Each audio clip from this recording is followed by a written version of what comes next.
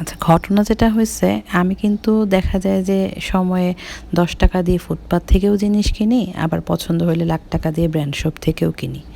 ইচ্ছা হইলো টং দোকানে বসে চা সিঙ্গারাও খাই, আবার সময় মতো দেখা যায় যে ওয়েস্টিনে বসে ৳১,২০০ দিয়ে কফিও খাই। তো এটা সম্পূর্ণ কিন্তু অ্যাকচুয়ালি আমার চয়েস।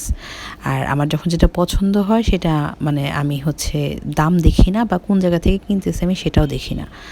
আর এই জিনিসগুলা কিন্তু অ্যাচিভ করতে পারতেছি কেন জানেন? কারণ হচ্ছে যে আমি ইকোনমিক্যালি ইন্ডিপেন্ডেন্ট। ইকোনমিক্যালি আমি কারো উপর ডিপেন্ডেন্ট না।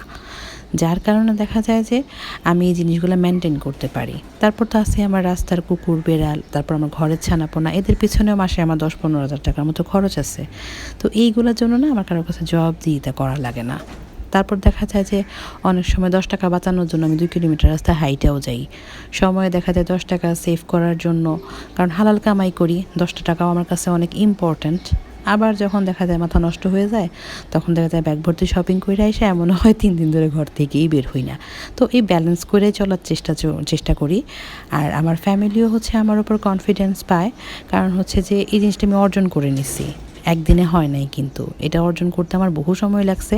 আমার নিজেকে ইকোনমিক্যালি ইন্ডিপেন্ডেন্ট করা লাগছে এবং আমার সিদ্ধান্তগুলা নেওয়ার জন্য যে আমার অবস্থান সেটা আমাকে তৈরি করা লাগছে। আর যার পেছনে মনে করি যে আমার ঈশ্বরের অনেক আশীর্বাদ আছে, প্লাস বাবা-মায়ের অনেক ভালোবাসা আছে। যার জন্যই আমি এই জায়গায় দাঁড়াতে পারছি। তো আমার লাইফস্টাইল নিয়ে আসলে মাথা ঘামায়া লাভ নাই। কারণ আপনি আমার লাইফস্টাইল নিয়ে মাথা না ঘামাইয়া নিজে যদি ইন্ডিপেন্ডেন্ট হন, ইকোনমিক্যালি স্ট্রং হন, তাহলে কিন্তু আপনি আপনার মন মতো সবকিছুই করতে পারবেন। যখন যেটা ইচ্ছা হবে, মন চাইবে, মন খুলে করতে পারবেন। আমি সময় মতো লাইফটা এনজয় করি, আবার সময় ব্যালেন্স করার জন্য অনেক চিপলিও চলি।